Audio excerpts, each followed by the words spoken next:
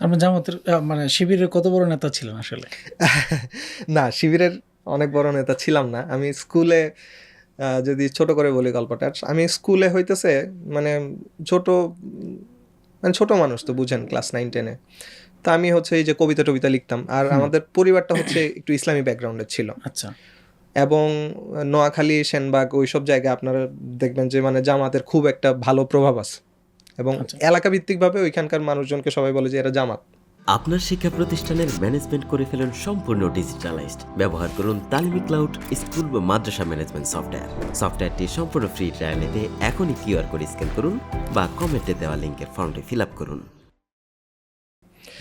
তো ওই রকম একটা ব্যাকগ্রাউন্ডে আমরা বড় হয়েছি। তো আমি হচ্ছে ছোটোবেলা থেকে কবিতা টবিতা লিখতাম। তো একদিন আমার মানে ক্লাসে আমার এক ম্যাম আমাকে বলছিল, আমার কবিতা পড়ে বলছে যে তুমি তো খুব মানে ডানপন্থী কবিতা লিখো। তখন আমি ডানপন্থা কি এটাই জানি না। আচ্ছা আচ্ছা। ঠিক আছে, আমাকে বলছিল যে তুমি তো খুব ডানপন্থী কবিতা লিখো, তুমি কি রাজনীতি করো নাকি? তা আমি তখন আসলে কোনো রাজনীতি করতাম না। পরে তখন হচ্ছে শিবিরের সাথে পরিচিত হয়ে বিভিন্ন রাজনৈতিক তখন প্রেক্ষাপটটা একটু উত্তপ্ত ছিল। জামাতের নেতাদেরকে তখন হচ্ছে আস্তে এটা আস্তে, কত সাল? এটা 2012 সাল শেষের দিকে, 13 সাল এরকম। আচ্ছা, উত্তাল সময়, হ্যাঁ, শাহবাগের একদম সময়টাতে। উত্তাল সময়। হ্যাঁ, তো শাহবাগের আগেই হচ্ছে আমি মানে তখন শিবিরের যারা ছিল তারাও ধরেন পিচ্ছি। এখন আমি বিভিন্ন প্রশ্ন করতেছি, তারাও আসলে ওইভাবে উত্তর দিতে পারে না, কারণ ওরাও তো আমার বয়স। হ্যাঁ। ওরা সে কর্মী হয়েছে হয়তো, বা কেউ সাথী প্রার্থী এরকম। তো প্রশ্ন করতাম, উত্তর দিতে পারতো না। তো পরে আমাকে বলতো যে ঠিক আছে, তোকে ইয়ার কাছে নিয়ে যাবো, বড় ভাইয়ের কাছে নিয়ে যাবো। তো বড় ভাইদের কাছে গিয়েও আমি এসব প্রশ্ন করতাম, কিছু মানে উত্তর দিতে, কিছু উত্তর দিতে পারতো না, খুব স্বাভাবিক। এখন তখন আমার কাছে মনে হয়েছে যে না, আমি যেটা চিন্তা করি ওইটার সাথে মানে অ্যাটলিস্ট কিছুটা হইলেও অ্যালাইন্ড ওরা, তো আমি যুক্ত হইতে পারি। তখন আমি হচ্ছে শিবিরের সাথে যুক্ত হই। এরপরেই হচ্ছে শাহবাগ আসে আর কি, এবং মানে সারা দেশে মোটামুটি ক্র্যাকডাউন শুরু হয়। তো ওই টাইমটাতে তারপরেও আমি শিবিরের সাথে যুক্ত ছিলাম পুরো স্কুল লাইফ, এবং এটার জন্য আমাকে মানে বেশ ভালো রকম ঝামেলা পোহাইতেছে। আমি মানে স্কুলের হচ্ছে ধরেন মানে টপ কয়েকজন ছেলে পেলে থাকে, তো তাদের মধ্যে ছিলাম। আচ্ছা। এবং শিবির করতাম, এই পরিচয়টা মানে খুব হাইলাইট হয়ে গেছিল, যেহেতু টপারদের মধ্যে শিবির করতেছে। এবং আমাদের যে আমরা দাওয়াতি কাজ করতাম ক্লাসে, তো দেখা গেছে যে আমরা 6 মাস 1 বছর দাওয়াতি কাজ করছি। এর মধ্যে মানে আমাদের ক্লাসেই প্রায় 50-60 জন মানে শিবিরের কর্মী হয়ে গেছে।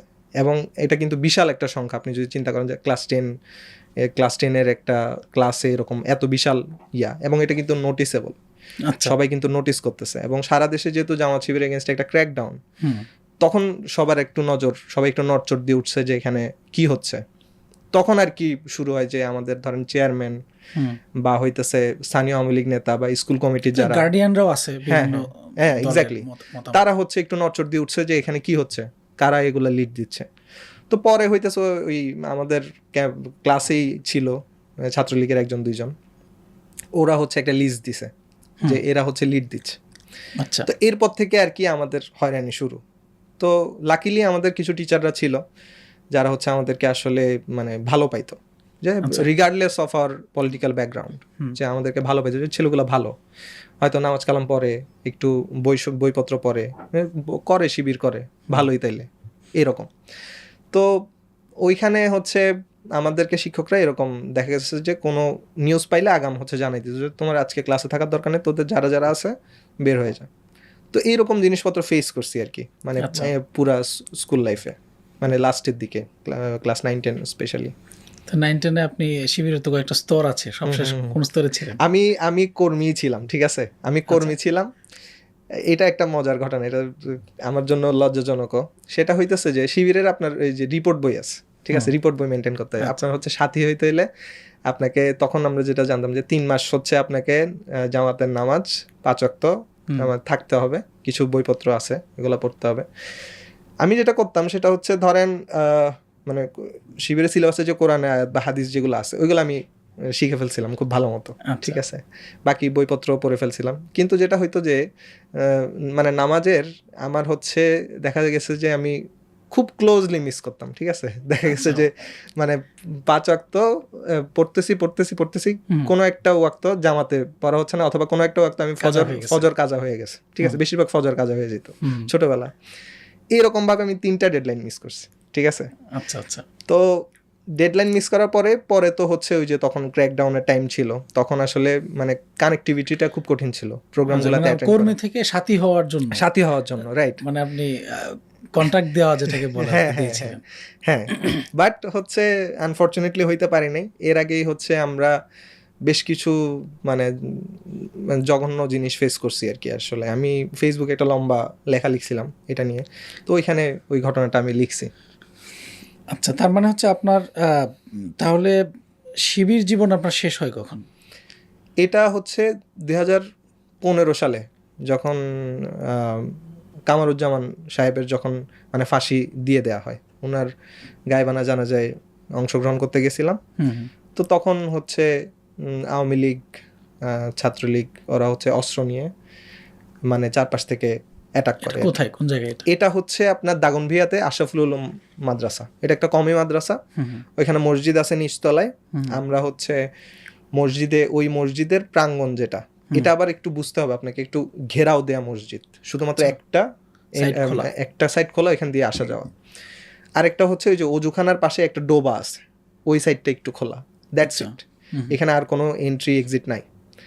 ওইরকম একটা বদ্ধ জায়গাতে মানে গায়েবানা জানাজার রাখা হয়েছে আসরের সময়। আমরা স্কুলের মাঠে খেলতেছিলাম, আমি তখন কলেজে ফার্স্ট ইয়ারে। তো ওইখান থেকে শিবিরের যে স্কুলের সভাপতি ছিল উনি বললেন যে এরকম আসতেও পারো, না আসতে পারো, অসুবিধা নাই। তো আমরা ভাবলাম যে ঠিক আছে, আসর নামাজ পড়বো, ওইখানে জানাজা পড়ে চলে আসবো। গেছি, আমরা বন্ধু বান্ধব যারা ছিলাম গেছি। তো আসর নামাজে আমি সালাম ফিরাইতে পারিনি, ঠিক আছে। একদিকে সালাম ফিরাইছি, তখনই মানে দেখছি আর কি যে অস্ত্র হাতে, মানে অস্ত্র মানে কিন্তু অটোমেটিক অস্ত্র, এমন না যে দেশীয় অস্ত্র ছিল অনেকের হাতে, বাট আমাদের চেয়ারম্যানের হাতে একটা হ্যান্ডগান ছিল। তারপর হচ্ছে বাকি ছাত্রলীগের যারা টপ নেতা তাদের হাতে হচ্ছে রাইফেল ছিল। হ্যাঁ, ওরা আর বাকিদের হাতে মনে করেন কাঠ, তারপর হচ্ছে এটা সেটা। তো ওরা হচ্ছে সাথে সাথে মানে গালি দিয়ে, নামাজ শেষ হওয়ার সাথে সাথে গালি দিয়ে সবাইকে মানে অ্যাটাক করা শুরু। চেয়ারম্যান হচ্ছে উপরে একটা ফায়ার করলো, এই ছোটাছুটি শুরু। এখন দেখেন, আমি তখন হচ্ছে আমি মাত্র ইন্টার ফার্স্ট ইয়ারে। তো আমরা তো বুঝেন যে কিরকম ছেলে পেলে, মানে একদম অল্প বয়সের ছেলে পেলে, এইগুলো তো আমাদের জন্য একটা ট্রমাটাইজিং একটা এরকম সিচুয়েশন তো ব্যাপার। যে আমার তো ধরেন আমি তো এখানে কিছু করতে আসিনি, সন্ত্রাস করতে আসিনি, আমি এখানে আসছি জানাজার নামাজ পড়তে, ঠিক আছে, গায়েবানা জানাজার নামাজ পড়তে।